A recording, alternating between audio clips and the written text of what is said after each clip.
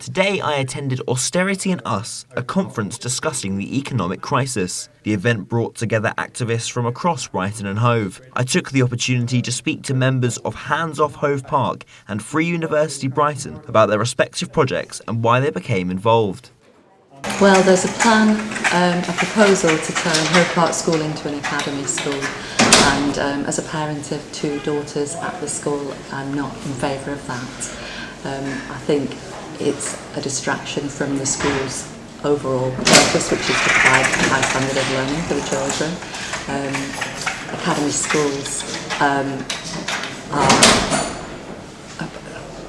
schools apply a business ethos to the way that the school is run, and I don't agree with that. I think that the best interest of the children and their learning should be at the heart of any school provision.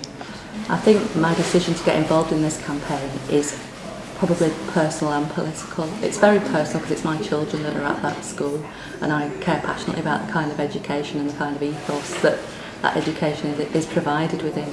So that goes right to the heart of me as a parent, which is one of my most important roles in my life.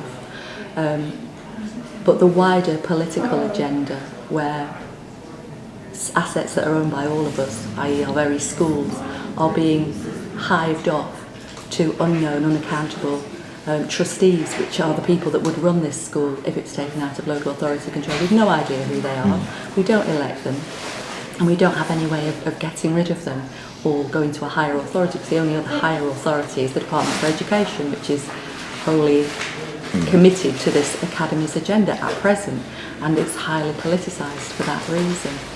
So yeah, I'm very much against that short-term political agenda that is at the heart of the academy's programme, and that's very much a part of why I'm involved.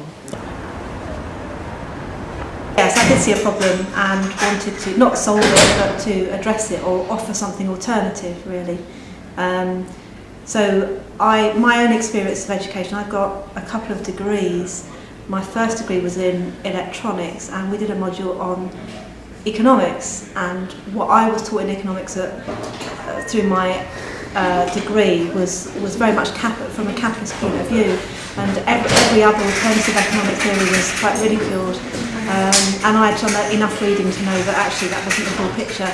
So I, from quite a young age, began to question what I was taught at university, and so began to look at the alternatives.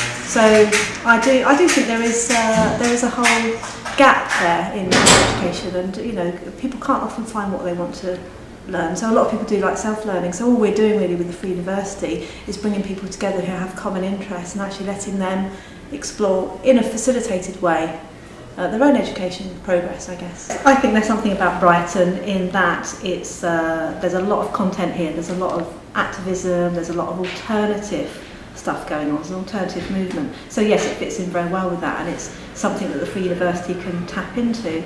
A lot of what we publicise is stuff that's going on already, so as long as it's free and educational, I advertise it. So there's really it's just about putting stuff in one place as well as adding to it.